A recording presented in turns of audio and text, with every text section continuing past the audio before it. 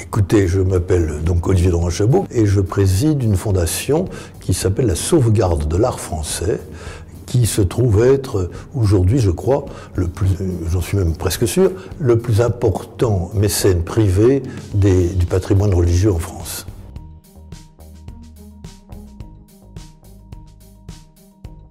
On mécène en fonction des demandes qui nous sont adressées et des moyens dont nous disposons, qui sont très insuffisants par rapport aux demandes qui nous sont adressées.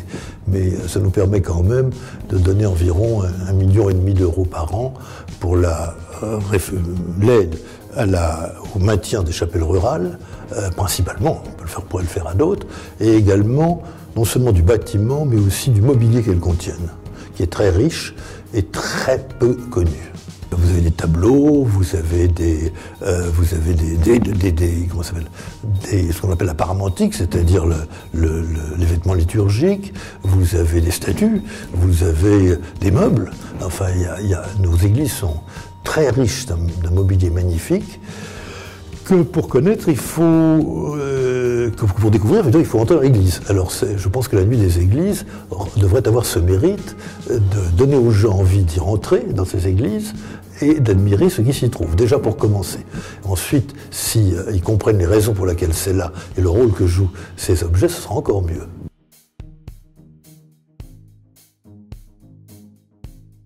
Nous sommes très très heureux de cette initiative parce que aimer précède connaître, mais on ne peut aimer que ce que l'on connaît et qui est un objet. Donc là, je veux dire qu'en invitant les gens à découvrir de belles choses, ils les aimeront, et en les aimant, ils auront envie de les conserver, pour eux et pour ceux qu'ils aiment.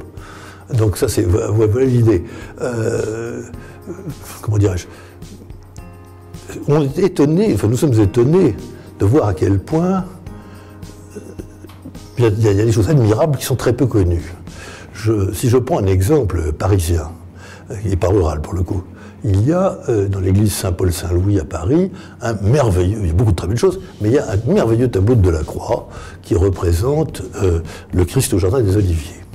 Alors, nous avons été sollicités pour le remettre en état, ce que nous avons fait avec beaucoup de plaisir, et très heureux et honoré de le faire, mais j'ai découvert avec stupéfaction qu'il a fallu que des gens fort distingués aillent le voir à New York où il a été exposé, pour le découvrir. Il n'aurait jamais eu à l'idée de traverser la rue pour le voir gratuitement. Il aura fallu prendre un billet et payer très cher au Metropolitan Museum. Voilà, donc nous aimerions permettre à des gens qui n'ont pas les moyens d'aller à New York de découvrir qu'ils peuvent voir toutes ces belles choses qui sont avec eux.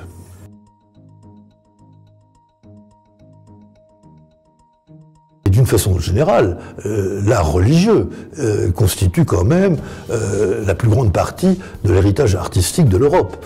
Supprimer les œuvres d'art religieux du Louvre, vous le déshabillez sérieusement.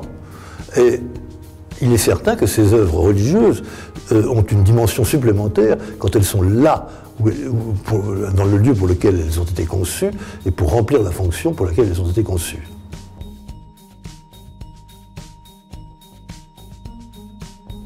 Il est certain que quand on a fait un très gros effort financier pour sauver une église dans une commune, vous avez des communes de 200 habitants qui ont des églises superbes et énormes, une fois que l'effort financier est fait, c'est quand même dommage de les laisser fermer et que personne n'en profite. Donc je dois dire que tout ce qui peut être fait pour donner aux gens envie d'en profiter est bon et salutaire.